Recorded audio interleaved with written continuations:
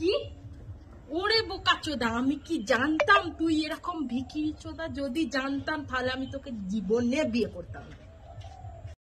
চলো কাহিনীটা প্রথম থেকে শুরু করা যাক। বাবু, আমার না তোমাকে ছাড়া আর ভালো লাগছে না, চলো না আমরা বিয়ে করে নি। আচ্ছা সোনা, তুমি আমাকে সত্যি ভালোবাসো তো?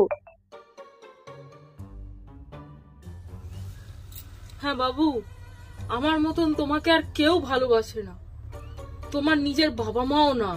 বাত তো সহি সত্যি সোনা?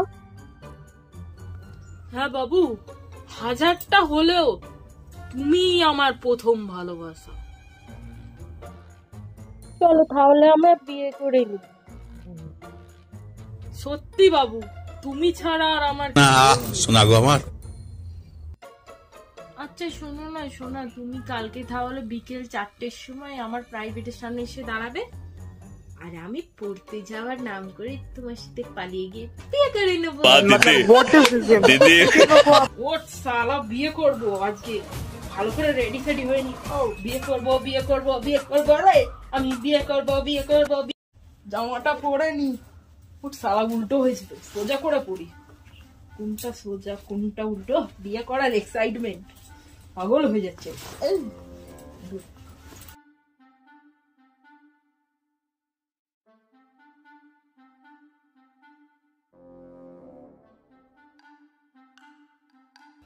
চলো শোনা।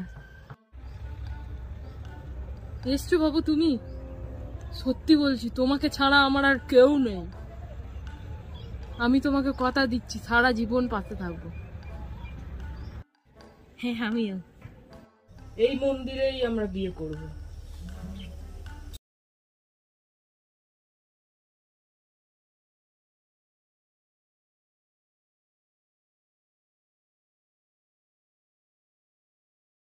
যাক বাবা, বিয়েটা হয়ে গেল, এবার থেকে আমরা একসাথেই থাকবো। বাবু এটাই আমার বাড়ি।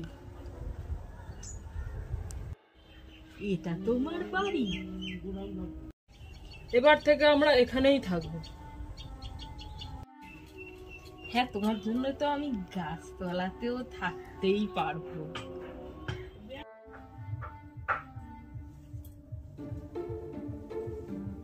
খুব গরম হচ্ছে, তোমার ঘরে তো একটা এসি অব্দি নেই।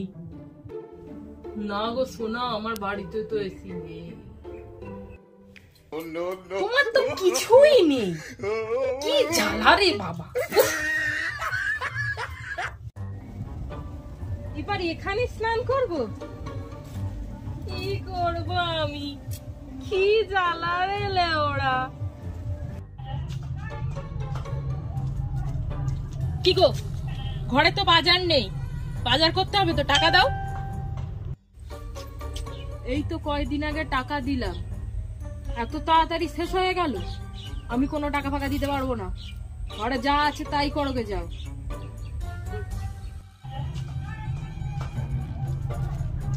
কি গো, ঘরে তো বাজার নেই, বাজার করতে হবে তো, টাকা দাও। এই তো কয়দিন আগে টাকা দিলাম, এত তাড়াতাড়ি শেষ হয়ে গেল। আমি কোনো টাকা ফাঁকা দিতে পারবো না, ঘরে যা আছে তাই করোগে যাও। হ্যাঁ, আমাকে টাকা দিবি কেন? তোর মদ খাওয়ার জন্য টাকা বেরোয়, তোর বন্ধুদের জন্য টাকা বেরোয়, আমার সংসারের জন্য তোর কোনোদিনও টাকা বের হয়?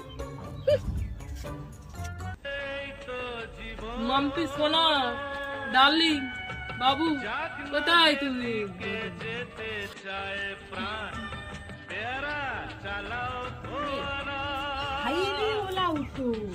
তুই আবার মদ খেয়েছিস?